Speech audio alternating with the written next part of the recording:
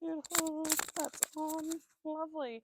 So this morning I am going to be going through exercise. So essentially the basics of exercise, why we move, and hopefully ask some questions, answer some questions that you guys might have about the programs that you've got. But kind of just really taking it back to the basics of movement. So first up, why do we move? This could look and feel different for everybody. But particularly during a time like the challenge, we want to think about the reason that we move, the reason that we're here. And it's not always for calorie burning and earning the MEPS. Sometimes, if we have our mind caught up in one particular thing, we can shift our focus and not necessarily achieve what we are setting out to achieve because our minds might be caught up in one thing and it's not necessarily I guess driving you towards your goal. So it's really important to, I guess, work out for yourself, why do you move? Why do we move? And like I said, it's not always, and it shouldn't be about the calorie burn and, that punishment or working off food. There are so many other amazing reasons why we move and the ability to be able to move. So yeah, it's important, morning Erin, to decipher for yourself, why do you move? Let's crawl before we walk and walk before we run. So again, taking it right back to the basics of exercise. Again, sometimes in a time like the challenge, we want to do all of the things and we want to be the best at all of the things, and it's not always achievable, attainable, and maintainable. So the very basics that I want you all to work on and focus on is just moving every day. Some kind of movement, and it doesn't have to be flogging yourself in the gym or playing sport every day. It could literally mean going for a walk. It could mean doing some stretching and yoga, just moving your body every day.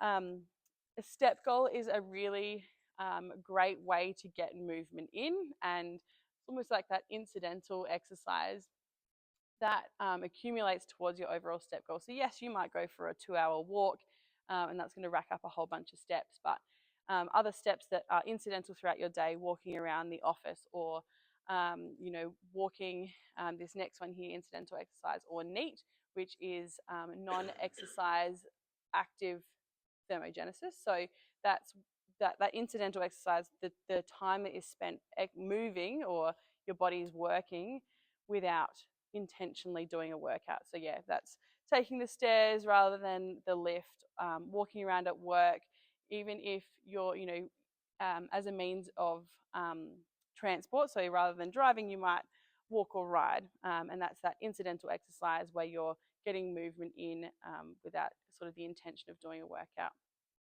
And I mentioned this one, I think it was in the very first presentation, but Dave, one of our winners from earlier in the year, he left his phone in his locker, where he leaves his phone in his locker for his workouts when he's strength training on the gym floor. And in his rest periods, he'll get up and do, he'll take his minute or 2 minutes and he'll walk around the gym. And interestingly, he would rack up another 1,000 or 2,000 steps just walking around in his rest period. So that's another great incidental exercise, or yeah, getting that step goal up. So LISS cardio is low intensity steady state cardio. That's in the 60 to 70% of your heart rate zone. So you'll be in that blue, perhaps in that green zone. It's a low impact on the joints, but you're ticking over. You are, I guess, if we're looking in regards to calorie burning and MEP burning, you are slowly ticking away, but you're not taxing your body and exhausting yourself. Walking, cycling, swimming, dance, and sports are other great movement options, and that incidental exercise where you don't necessarily feel like you're doing a workout, but you've got that NEAT, so that non-exercise active thermogenesis. Another tip is to set work and study timers where you get up and at minimum have a stretch. If we're sitting down in the office for long periods of time, or if you're studying, I know when I was studying, I would set chunks of time of 20 or 30 minutes. I'd get up and I'd have a stretch routine that I'd do. I'd set myself a timer for say 5 minutes. I'd do whatever stretches I can in that 5 minutes, go back to study, and I'd keep chipping away at that stretch routine in my little study breaks. But again, same with work. You might set chunks of time where you get up from your desk and you might go to the bathroom in that time, or step outside and take a breath of fresh air. Yeah, that's a really good idea as well. I find that is really helpful for productivity as well. I know I find if I've got a timer, I'm like, right, I've got 10 minutes, I'm going to smash out whatever work I can. I find I'm more productive than just aimlessly going about my day. Mobility and stretching in yoga are other fantastic forms of movement where you're not taxing your body, so you're not flogging yourself in the gym, but they are equally as important. Mobility is a big one. If you're not mobile through your joints, through range of motion, essentially we shouldn't be loading our body in those ranges. So working on mobility and stretching in yoga is really important too. And I'll touch on that a little bit later in regards to recovery as well. Our bodies are adaptive. So what that means is if you currently have a high step goal, or for the past 10 years you've been walking 10,000, you've hit 10,000 steps a day, your body is adaptive to that. And so if you keep doing the same, you're not going to perhaps see or notice many changes. So if you work a very active job, or if you have a high step goal, it might mean that you need to increase that to create that little bit more of a deficit. And likewise, if you usually would run 5 kilometers a day, then you would need to increase from that. So increase from your baseline. Intentionality versus intensity. It's not always about the calorie burn and MEPs. Again, this is a really tricky one. During the challenge, it's very hard to not get caught up in the MEPs because we do gamify it. That is part of the challenge and the competition and the friendly competition. But a lot of this presentation is going to be talking about strength training, and that is everyone's best friend. So, and we all know strength training, you're not going to get into the high zones, you're not going to burn a lot of calories, you're not going to earn a lot of MEPs, but finding that balance between the two is really important. And just being intentional with your exercise. Again, coming back to your goals, if your goals are to increase strength, increase muscle size, you're not going to want to be doing hours of cardio and burning a lot of calories, because you're going to kind of be counterproductive in your goal there. And then I just got this little fact about walking and running more so. Running adds a lot of stress and impact to the joints. So the force exerted on your legs and feet and your lower leg joints while you're running can be up to 2.5 times your body weight. So for example, if you were to weigh 70 kilos, each step you take in motion, so while you're running, can exert a force of up to 175 kilos on your joints. So I'm not I guess demonizing running. There's definitely a time and a place for running. I just find that a lot of people starting out on a fitness journey, they're like, I've got to be this fantastic runner, and that by no means is that. I believe that running is not the pinnacle of fitness, and a lot of people actually probably shouldn't run without good form. So keep that in mind, that whilst running is going to burn a lot of energy, burn calories, earn MEPs, there may be some counterproductive factors to running. Impact on joints is one of them. So again, I'm not demonizing running. I honestly think there's a time and place for running, and everyone can run, but as long as you've got good form, and it's, I guess, keep in mind that it's not counterproductive to what you're trying to achieve. Primal movement patterns. So these are the 7 primal movement patterns that essentially we all need to function, to do our daily job. And if we look at this picture here, back in the caveman days, these are the primal movement patterns that we need to do everything in life. And so you will notice that in the challenge booklets, the journals that you got, there was a fitness test at the start and there's one at the end. And that is testing all of these primal movement patterns. You'll see that when we get into in life in general, but also in the gym, 4 and 5 are split up into vertical push and vertical pull, horizontal push and horizontal pull. So we're doing the pull movement in the different planes and the push movement. So these are the movement patterns that we move through in the gym, and obviously there's varieties and variances to these movements, but these are the 7 movement patterns that will be the basis of all of your workouts, all of your movements in the gym. All right, so I did mention that strength training is obviously, I'm going to click back here so you're not distracted by it. Strength training is we are encouraging everyone to strength train. Again, and I've said it a couple of times, I'll say it again. In the challenge, being that we use MyZone to gamify and as a competition, we're aiming for higher MEPs to earn the points, to get into the higher zones, but it's not always the most productive and it may not be conducive to your goal. As we've all seen in the in-body scans, muscle tissue is super important. The more muscle we have, the more efficient your body is going to be. So that is why we gear everyone towards strength training. And so you've all got a strength training program that you can work through.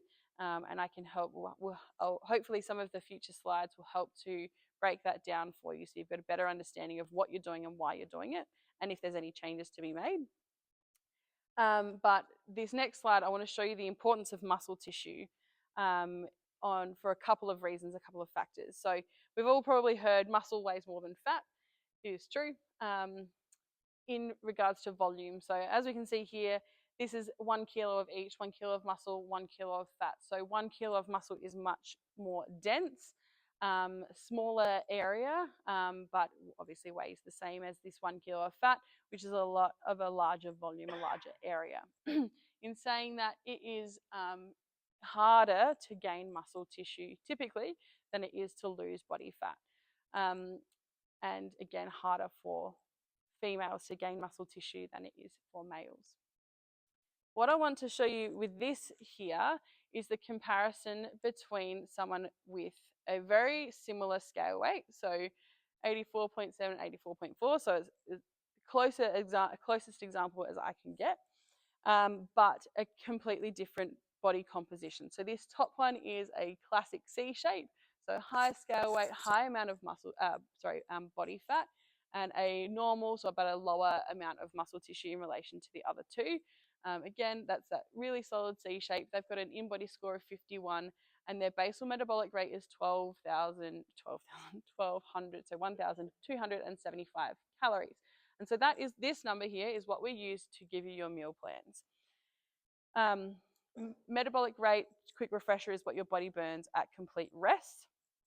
And what we can see to compare with this one, very similar scale weight, their muscle tissue is much higher. They're in that classic D shape, and their body fat is much lower in comparison to the other to muscle tissue. Sorry, so body composition is really different. We can see that this person's in-body score is 95, so a much healthier, or I guess more optimal in-body score, and their basal metabolic rate is 1,759 calories.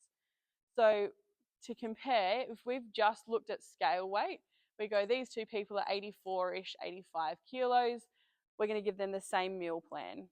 Are they going to achieve the same things? No. Is one of them going, is the same meal plan going to suit both of them? No. And so this is why muscle tissue is so important. And we can see that high amounts of muscle tissue is increasing your metabolic rate. Muscle tissue is a metabolic cell. So the more muscle tissue we have, the more essentially efficiently your body is working for you.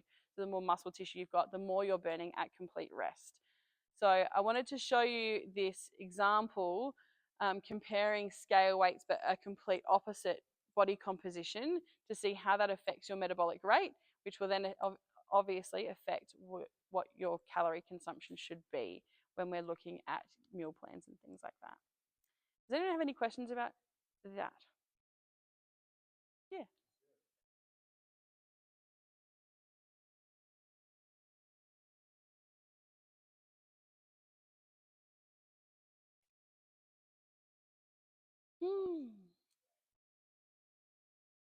That's a really great question. I would have to find out the solid answer to that.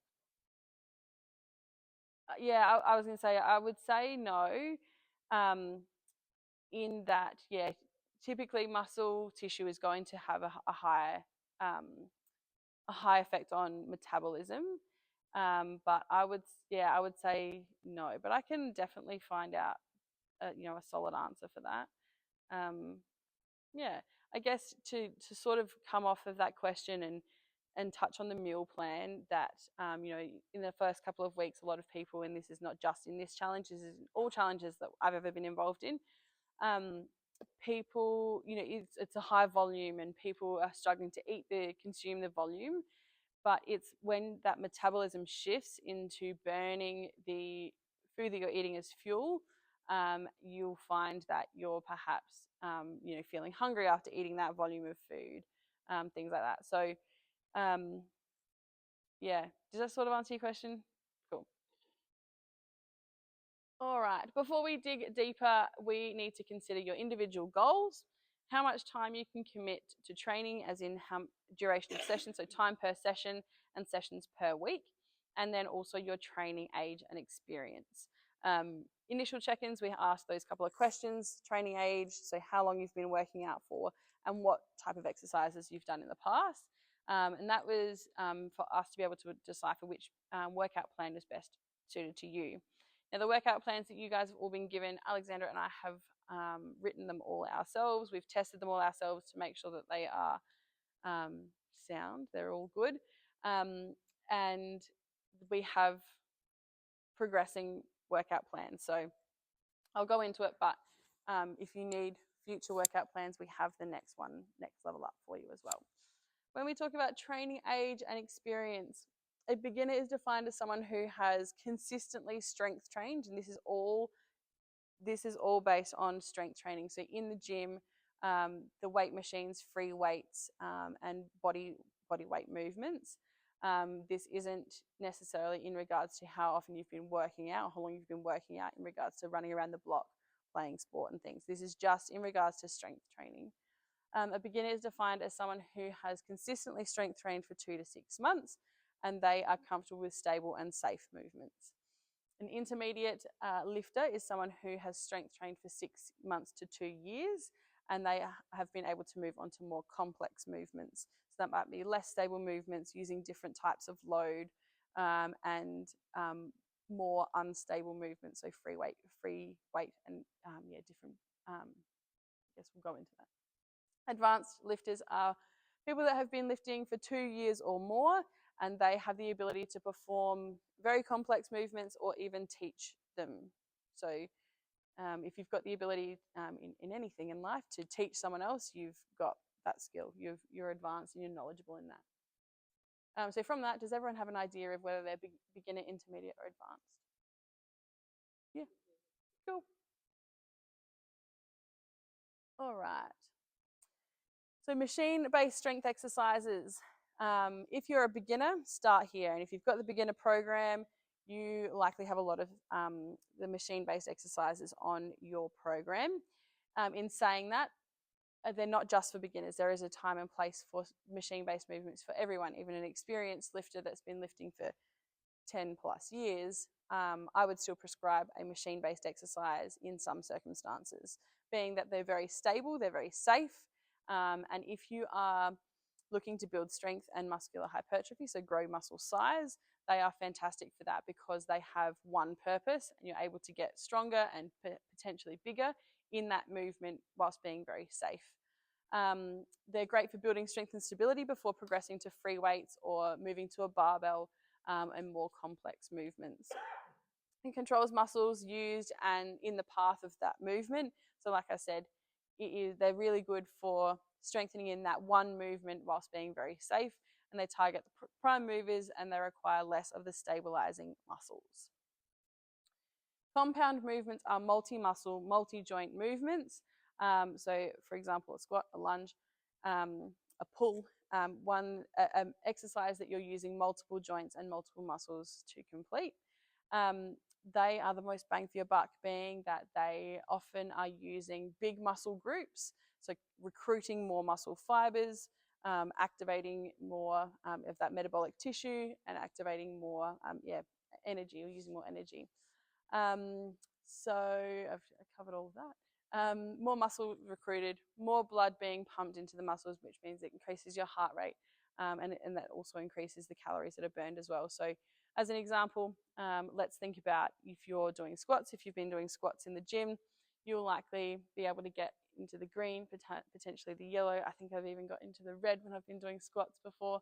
I don't know what that's saying, if that's a good thing or not. But then if you compare to doing standing bicep curls, you might be in the gray or in the blue. So that bicep curls are an isolated movement. You're using one joint, one muscle, more or less. So that just compares compound movements to isolated movements.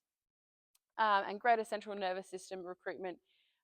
So again, if you're new to squats, if you're new to free weight lifting, like deadlifts, you might find that you're tired afterwards. It's that central nervous system recruitment of that mind-body connection, all of that messaging from your mind to your muscles and the rest of your body. So it is more taxing on the body. Isolated movements are single muscle, single joint movements, for example, a bicep curl. They are ideal for targeted muscle strength and growth. They're not particularly necessary for beginners or someone without a specific strength goal. In saying that, your programs are well rounded, and so we have targeted all muscle groups, and so there's definitely a time and place for isolated movements. These muscles are used as stabilizers, so gain strength during compound movement. So for example, if we're talking about a bench press, we are using a lot of tricep on the down phase of a bench press. So you are using your triceps, you are using those stabilizing muscles in compound movements. And so that's why we sometimes say it's not necessary if you are perhaps time poor, if you don't have a particular strength goal, to train isolated movements. Very much the same with core. If you are strength training properly and engaging all the muscles that you should be engaging properly in compound movements, you don't necessarily need to come and do 1,000 sit-ups. You've trained your core, you've activated your core in all of the movements that you've done. It's important to always balance out with the opposing muscle group, for example, biceps and triceps. Make sure that we're staying nice and balanced. And they are time consuming, so the less value for money in your strength workout. So if you are time poor, like I said, you've targeted them or you've activated them in other movements, it's not necessary to do isolated movements if you are time poor or you don't have a particular strength goal. All right, rep, sets, and rest. This is potentially and it's something that you could use to tweak your current program. So depending on your goal, the reps and sets and rest may change. So if you have a straight strength goal of getting stronger, and I'm talking like pure strength, and if I'm talking about the extreme end of the scale, I'm going to talk about like power lifters. They are going for essentially as heavy as they can for as little reps as they can. No one here is a power lifter. Maybe that's an ambition one day. But for pure strength, we're going for less reps, so 6 to 8 reps at about 80 to 90% of your maximum. And again, if you're not testing 1 rep maximums, that could be a guess for you. 2 to 6 sets, and you're going for a longer rest period because it is quite taxing on the muscles. We're going to take a longer rest.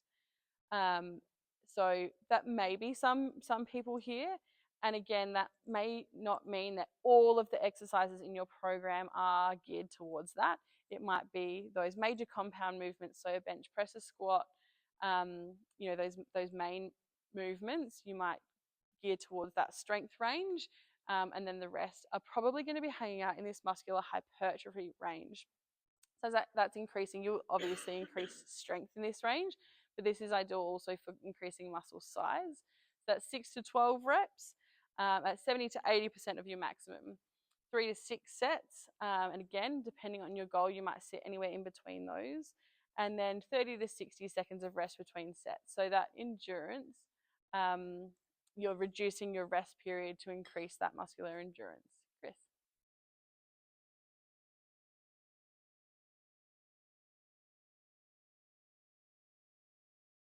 Yep. Mhm. Mhm.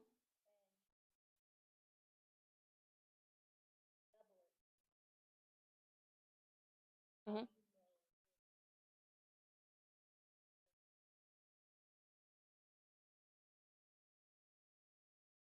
Again, that will depend kind of on your goal.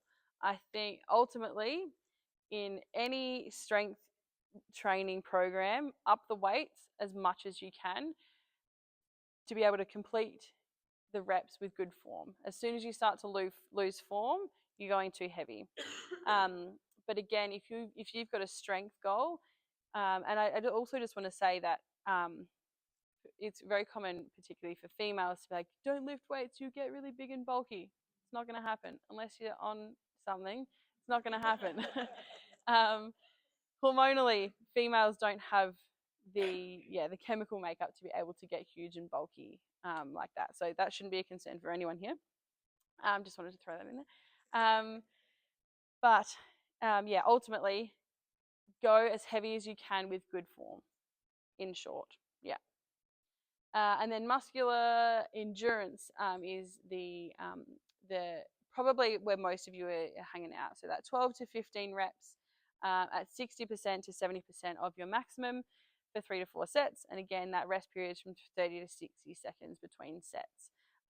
Take that as a guide. If you are completing a set and you're on the upper end of where you're at weights wise and you're feeling gassed, take a longer rest. You should be feeling like you're ready to go again with your next set, unless you have a particular goal of that muscular endurance and you're really wanting to push your muscles.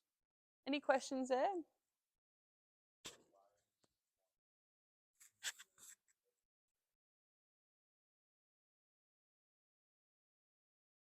Yeah.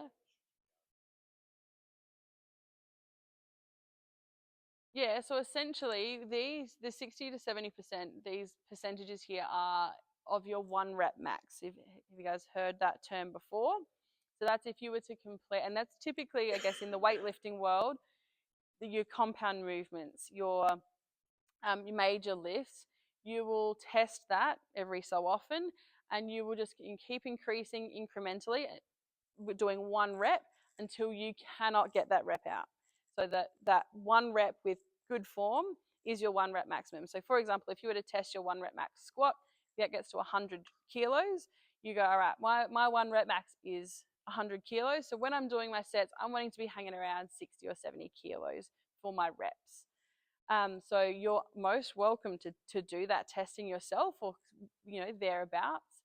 I also don't think it's necessary to do 1 rep max testing for everything. I wouldn't do a 1 rep max bicep curl, for example. It'd be for your major lifts.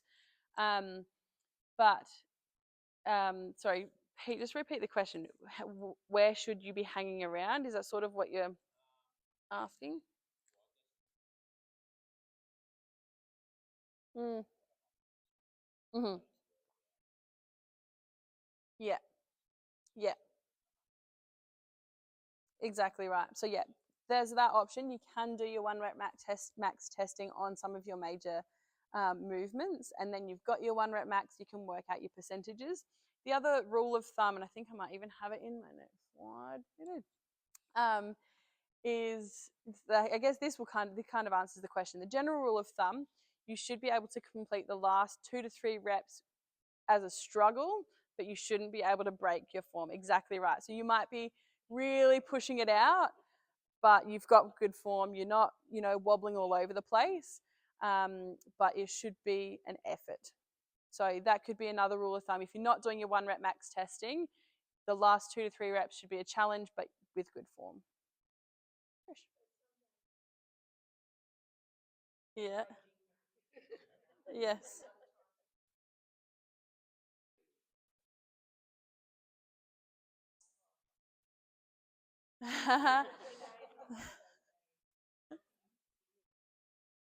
Yeah, you can. I am a believer in listen to your body. Some days is not your day. You've had a stressful day at work. That can affect how you're feeling in the gym. If Lauren's just come off of a head cold, and so she's feeling a little bit, she's not feeling as strong as she did, the week prior. So definitely listen to how you're feeling and taper it back if you need to. But there are try not to let that get in the way of an excuse, essentially. I'm feeling flat today. I'm just going to not do that. So definitely listen to your body. Taper it back if you need to, but always with the intentions of trying to push harder. There was another question, I think. No? All good. Yeah, I think I covered all that. Load, when we talk about load, that is in relation to the weight that we're lifting. So this could come in any form. It could be body weight, but we could change the intensity by the way that we complete the exercise or the other variants of the exercise. But otherwise, load could be anything that we find in the gym. So barbells, dumbbells, kettlebells, plates, resistance bands, balls, cables, yeah, any kind of resistance. And again, if we're working out outside of the gym, it's stuff that you've got in your backyard. I don't know if, we all got into COVID workouts, so we were lifting, bags of cement and stuff like that. So anything that is heavy could be a load. Hey? Yeah, potting mix and tires. That does the job. All right, the car analogy. This is a bit of a 4-step process into lifting weights. So we want to put the seatbelt on, begin with good neutral posture, get ourselves set up and safe before we start moving. We start the car and turn the wheel. So to begin the movement and move into the full range of motion. So starting the car in our setup is, making sure that we're in a good position. Perhaps it's our breath if we're involving our breath in the movement, and we're getting all set up and ready to go. Control the car as you drive, so controlling the movement through full range of motion and returning. And then once we've got 1 to 3 mastered, we can accelerate and increase the speed. And that's when we perhaps change the intensity. So we can perhaps increase the pace that we move at, we can increase the load, which will then increase the intensity. Tempo, has been a few questions about the tempo. It's on your programs. So I believe we've written tempo in this format, so the 4 numbers. Otherwise, it can also be in this ratio format. So tempo is the speed that you're working at. So for example, if we're doing a bench press with a 2-2 tempo, we're coming down for 2, up for 2.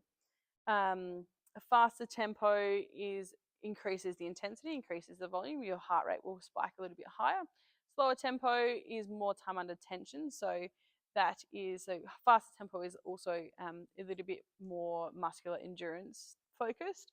Slower tempo is a little bit more strength focused, more time under tension. So it's the more time that the muscle is under load. It's a greater strain on the muscle, which increases muscular growth. So when we lift weights, that soreness that you often feel during and after is micro tears in the muscle tissue, and essentially it's like scar tissue. When we exert the muscle and it creates these little tears, then the muscle and the scar tissue heals, and then it's now grown into this size. So that is how muscular growth occurs, and that is more conducive with a slower tempo. So what that would look like, for example, we'll use the same analogy with the bench press.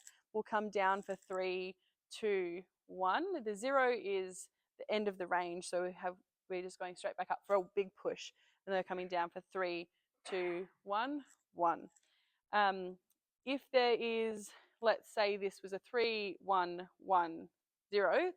That means that there's a pause at the end of the range. So it's down for 3, 2, 1, a 1-second pause, and then 1 drive up.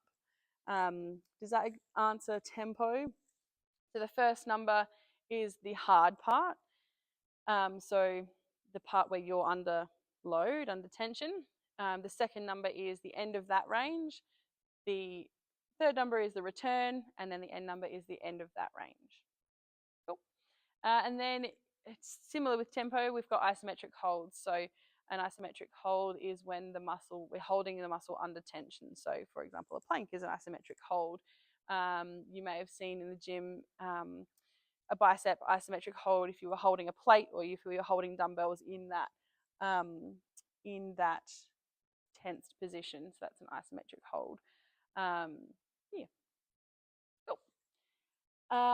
Weighing up the tempo. So time and place for different kinds of tempo. This goes a little bit in depth, so I'll kind of skim over it. There's pros and cons to both. It will be dependent on your goal. It will be dependent on what you're trying to achieve from that particular movement. The classic tempo is typically a 2-2 tempo, so that's where we're going 2 and 2. Is slow and controlled. It's great for perfecting technique and form before accelerating, so increasing pace or increasing load. And it is ideal for beginners. It's ideal for the general population. It is easily adaptive, which means that we will adapt to it quickly. We'll need to progress quicker. So again, by adding load, increasing the intensity. A slow tempo, it is, like I've said in the previous slide, the longer time under tension, the increased stress and strain on the muscle, increased muscular strength, hypertrophy or growth. And it is great for building stability. So it's great for stability in the joints. It can also be quite good, depending on the movement, for a bit of flexibility. For example, I in the past have used a slow tempo on the prone leg curl, which is the one where you're laying face down and you're curling your heels up towards your bottom. So it's a hamstring and glute exercise. I believe in one of the I think it maybe in the advanced program, there is a slow tempo for the prone leg curl, which sees a slow return to the time that the hamstrings are under tension. Through that exercise, I think through that exercise alone, that increased my hamstring strength, flexibility, and mobility incredibly, just because of the time under tension, that almost that stretch under load. So really good for stability, can be also really good for flexibility, mobility as well. The downside to slow tempos they are time consuming, so it extends overall training time. Not ideal for those that are time poor.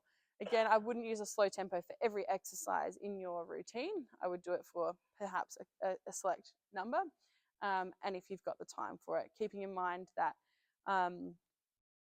it obviously does, if you're doing a 2-2 tempo, that's 4 seconds per rep, times that by how many reps you're doing. That will give you the duration of your set.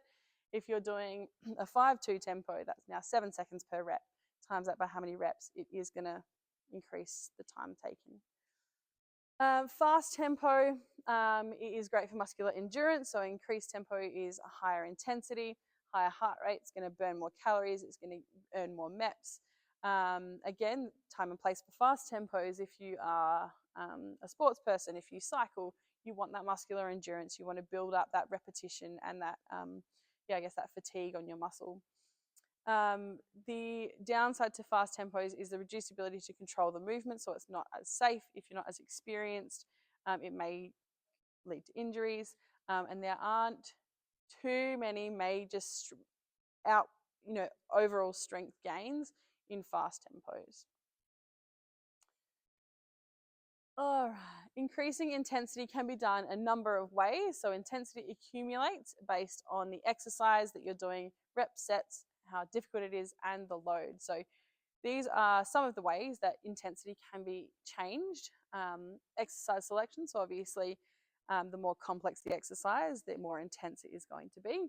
Reps, sets, and rest. So the more reps and sets you do, obviously that's the more volume you do, the more intense your overall workout is going to be, and the less rest you have, the more overall, the more higher intensity your workout will be. The type of resistance used is going to decipher how intense it is. So a more stable load, so a weight machine or a barbell, a kettlebell, is going to be more stable. If you go to perhaps resistance bands or kettlebells, dumbbells, anything unilateral where the weights move independently, are going to be more challenging. Tempo, like we've just gone through, is going to have an effect on overall intensity as well, in the different ways that we've just discussed. And then, of course, cardio exercises can be included into your strength training programs to increase overall intensity as well. We do that by use of supersets. I think that's the next. Beautiful. So supersets are where we do 2 exercises back to back, and a lot of your programs will have some supersets in them. We typically have those placed towards the end of the workout, and that's when we do 2 exercises without a rest in between. So, for example, squats might be your first exercise, and we'll do 10 reps of squats, and we'll do 4 sets. Then you'll move on to the next exercise. With a superset, you might be doing, and we typically do more isolated movements in supersets. So it might be a bicep curl and a overhead shoulder press. Let's just use those 2. So with that one, I would do my overhead shoulder press, whatever's listed first. Then I'd get up, go straight into my bicep curls, and then I would have my rest. And then I'd do that again. Shoulder press, bicep curls, and then I would have my rest. So you're just reducing your rest time So it will increase your intensity. Your heart rate is going to stay elevated for a little bit longer. It's great for muscular endurance and conditioning, and it is good for time efficiency. So you get kind of can cram it in a little bit as well. So strength supersets are where two resistance exercises back to back, like I've just used in that example, or a hybrid superset is where we use a resistance exercise and a cardio exercise. There's some programs in the challenge that have that. So it may have, you might have a medicine ball squat, and then you've got a slam ball. So we're doing a resistance exercise in the squat, then we're going to spike our heart rate with the slam balls, or maybe it's kettlebell swings or something that's going to get our heart rate up. So that is a hybrid superset. Group fitness.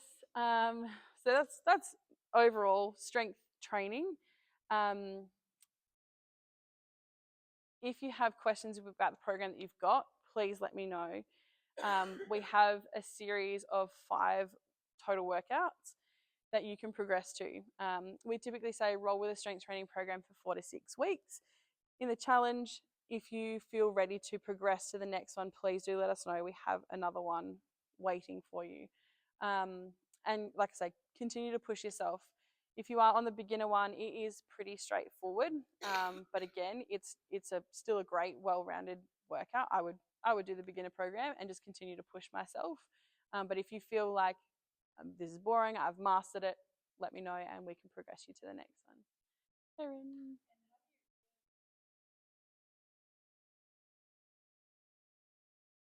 Correct. No, great question. Thank you for asking that. I was hoping, yeah, anyway.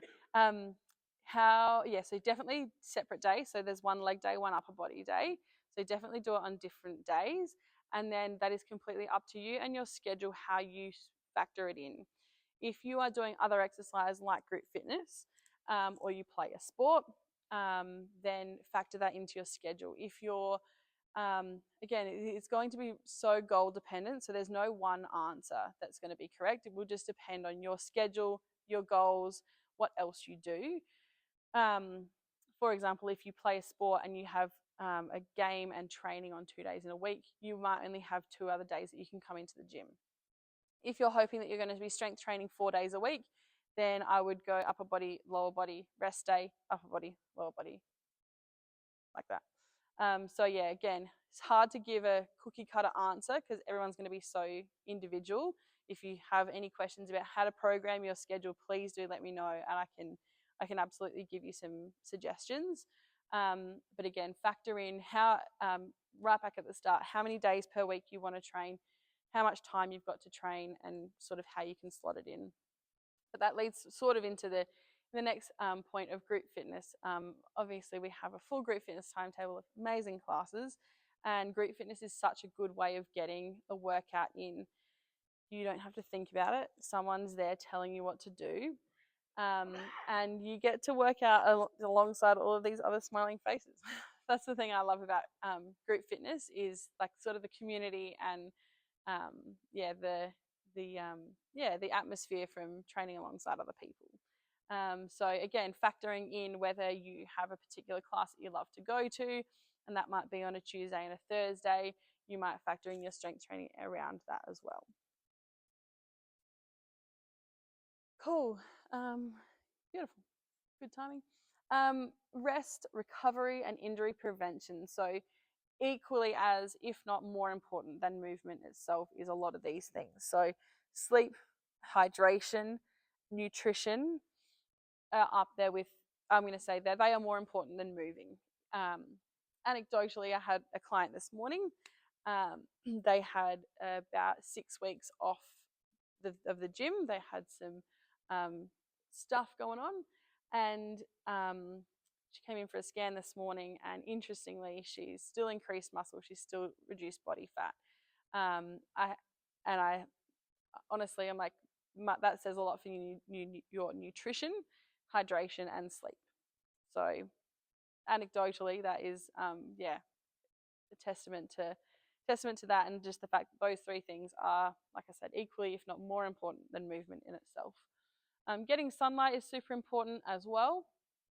And then there's some other things here that can really help us to not only perform to perform essentially. If we're doing these other things and prioritizing these, that can make what I've already talked about, the strength training, more optimal. You can achieve what you're trying to achieve. But equally to complement them, stretching and yoga. So make sure you're balancing out what you're doing in the gym with some rest and recovery as well. Massage is obviously fantastic. De-stressing, so mindfulness and meditation, reducing the overall stress that you've got in your life, if you can. We've all got stress in our life. But if you think about exercise is another stressor on your body. So if we can balance out and reduce some of the stress, that goes a long way. Active rest is really important as well. So sort of again ties back into the NEAT exercise I was talking about at the start. Rest days are important, but that doesn't necessarily mean that you sit on the couch all day and watch movies. Sometimes it does, and that's fine. No judgment. But if you're having a rest day, it might just mean that you're not getting into the gym, you're not going to a class or lifting weights, but you might take the dog for a walk. And it might be, you're taking the dog to the park in your flip-flops. You're not going for a, power walk, but you're getting out in sunshine, you're with your dog, you're getting some fresh air, and you are that NEAT exercise, you're moving your body. And this nasty thing is super important. Again, challenge, we go hard, we're doing it all in the 8 weeks, but it is equally important to do some of these other things, and foam rolling and stretching is super important because we do get tight and sore. Focus on the process instead of the outcome. You might be here right now. There is a lot of hard work in the middle, but focus on the process and don't get caught up or bogged down if things aren't going the way that you think they might go or they should go. You might be feeling really great and you might, achieve some things, and then you might sort of get knocked down. But there is hard work in between, and it is worth it, sticking it out.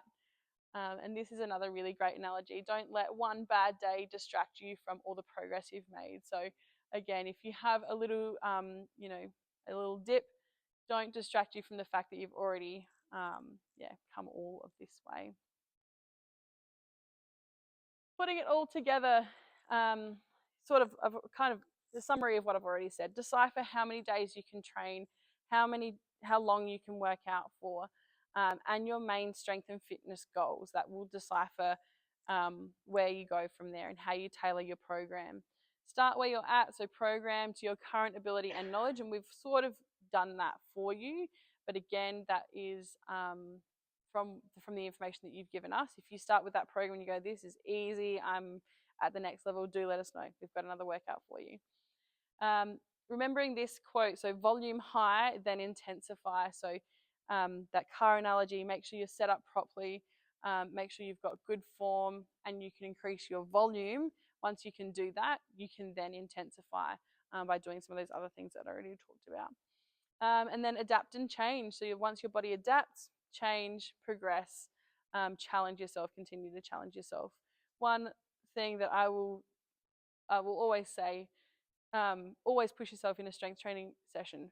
Like I said, that rule of thumb, the last 2 to 3 reps should be a challenge. If you're getting to the last 3 reps and you're like, this is easy, you're not doing anything. You are. But push yourself, challenge yourself.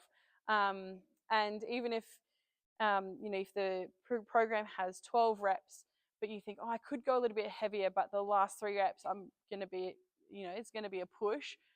Just finish where your last good rep is. I would rather you do 8 reps with good form at a higher weight than shortchanging yourself because you can't do the full set. What about reps to failure? Reps to failure are fine as well. Again, I wouldn't do it for everything. But if there is particularly those compound movements or any of your movements where you're aiming for overall strength, absolutely, you can go reps to failure. Yeah. And again, that could be at the end of your workout if you've got perhaps a smaller isolated movement. I quite often will do reps to failure in shoulder exercises as like a bit of a finisher or a burner. And yeah, absolutely. Reps until you fail. Oh, okay. literally, Okay. yeah. Cool. Reps Yeah, to failure. Yep. So you keep going until you cannot go anymore. Yeah. Yeah. Again, there's a time and place for it. Not necessary for everyone, but and also obviously be careful if you're doing that. You don't want to be failing and injuring yourself. Okay. I find that knee one, um, Yeah, leg can't put it extensions. too heavy because the knee Mhm. point. Yep. But I can go to failure on a certain level. Yeah. Great. Perfect. And that's a great way of adapting to where you're at. Yeah. Questions? Nothing. Yeah. Yes. Yeah, that's probably the easiest way. Yeah. It is challenging giving programs that aren't individually tailored to each person. In saying that, Alex and I, like I said, we've written these programs, we've tested them ourselves. They are well rounded, well balanced programs. But yes, there is probably going to be some things that yeah aren't suited to some people. So if you've got anything individual, do come see me and I can swap something out for you. Yeah. Hey. Cool. Yeah, I might have a copy. Otherwise, I'll point you in the right direction. Hey. Oh, you haven't got your program? Really? Okay, cool. No one, anyone else not got their program? Okay. Okay, all right. I'll chat you after, Sam. Anyone else not got their workout plan? All right, cool. If you haven't got your workout plan, come and see me. We gave them out at the end of last session, so if anyone wasn't here or snuck off early, they would have missed out on those. Anyone else missing anything? No? Any questions before we wrap up? Brooke? That's a great question. That's a whole saga.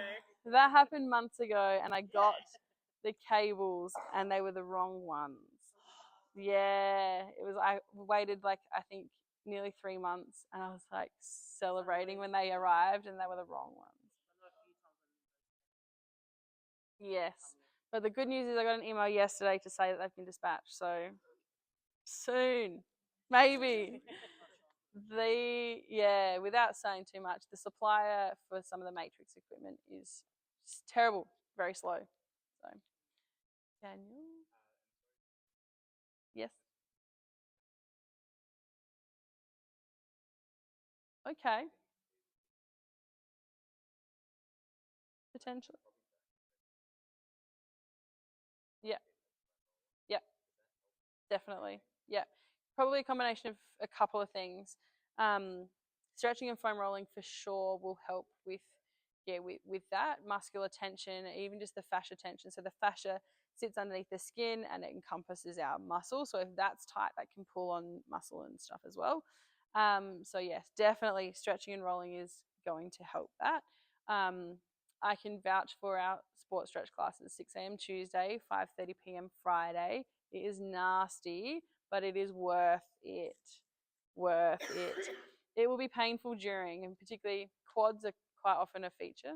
Foam rolling the quads, and it's painful, but it will help. And it helps you to lift heavier. It helps you to get into range of motion. It is worth it.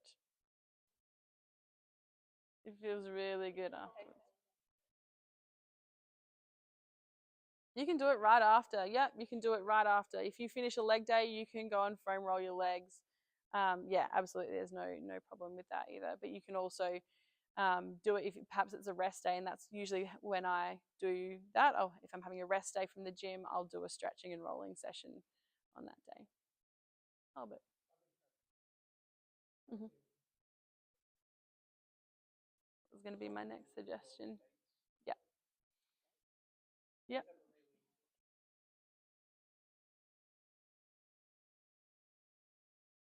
Mm, those are so good. Yeah, that was going to be my other thing. Magnesium is going to be really good for muscle recovery, but also for cramping as well. Salt in your water, if you don't salt your water, even just a pinch of salt. And Alex mentioned it in her session. Don't be using the Saxa table salt. That's rubbish. Celtic sea salt is our suggestion. So we purchase it from Govada. It is incredibly fine. It's like a powder. You just pinch it enough between two fingers and add that to my liter of water. you don't taste it. It changes the texture. You can, thickens it. It makes it feel smoother. You can't taste the saltiness. And if you, yeah, that's right. Exactly right. So that will help you to retain the water that you're drinking. And if you're, particularly it's going to get hotter as well, we're drinking a lot of water. If you're drinking a lot of water and you're just going to the toilet and getting rid of it all, we're not actually retaining it. Salt will help to draw it into your cells and help to retain and actually stay hydrated. And the other thing that I've actually been doing most recently is hydrolyte. I will put a 1 hydrolyte tablet in my 1 liter of water with my pinch of salt. Electrolytes will be really good for cramping as well, and particularly coming into the hotter weather. Like, there is no harm in all of us, even if we work inside at a desk, to have hydrolytes, some electrolytes. It doesn't need to be hydrolyte; it could be any kind of electrolyte, as long as it's not got sugar in it. Yeah. And hydrolyte. Keep that in mind. If you're exercising a lot, if you're exercising outside, increase it. So, for example, I will put 1 in here in my day, and I'll drink that, and then I'll just go normal water for the rest of my water. And then if I go and work out, I'll put 2 in here. So I'll add more for my workouts or when I'm exerting energy and sweat. Cool. Any other questions?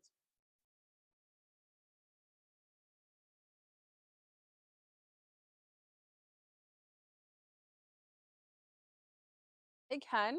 There can be other reasons if you're feeling dizzy during or after a workout as well. But electrolytes and staying hydrated can definitely play a part in that. So making sure you're generally hydrated in general, not necessarily with or without the electrolytes.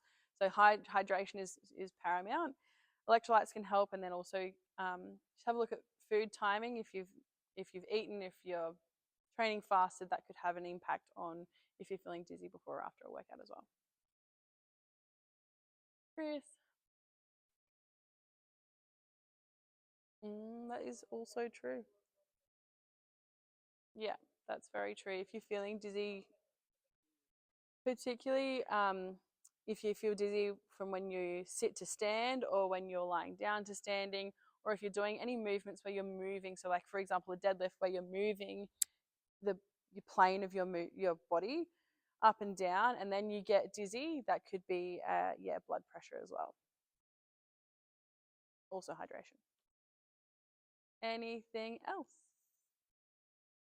No. All right. We've gone a little bit over time, but I've got the MyZone raffle that we've got to go through. So Blue Zone for weeks 1 and 2, and apologies, thank you Ruby for picking up my error in the dates. They will run up until Friday night, and then they will start again from Saturday. So then the following fortnight will end on the Friday as well. So Blue Zone for weeks 1 and 2. I'll get Ria to draw one of these. And you do have to be present, so one of you guys will be taking this photo. Oh, Rob Brown. Sorry, Rob. Hey? Too bad. No way. Rob's run plenty of. Oh, Mark Walsh also not here. Sammy? Sam's here. Oh, at least one of the Browns got it. Beautiful. Chuck that back in there. Yeah, I'll get rid of all those. All right. Green zone. So reminder for the Blue Zone, every 200 MEPs in the Blue Zone earns you 1 raffle entry.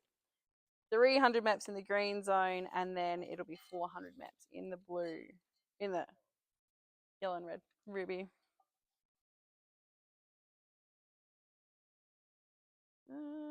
Brooke. That's nice. Green Zone. All right, I think there's a little less. This might be. Sorry, yeah, I should have said $50 Lassiter's wide voucher. All right, let's go, Daniel. See how you go here. There is. There's not many. That is I'm actually not sure who that is. Myzone name Ovi? No, no one here. No. The Myzone nickname OVIE. No, I did look at that. I was like, I'm not sure who that is.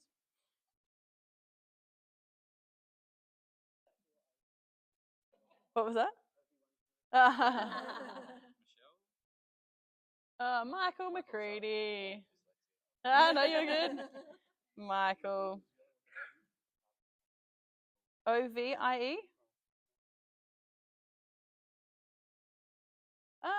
Joel. Okay, cool. Joel's been here. Thank you. No worries, Michael. Well done, everybody. Woohoo! That's it. All done. Come and see me if you have any queries. Otherwise, if you could pop your chairs back on one of those trolleys on your way out. Have a lovely weekend. And then the next one's just wait.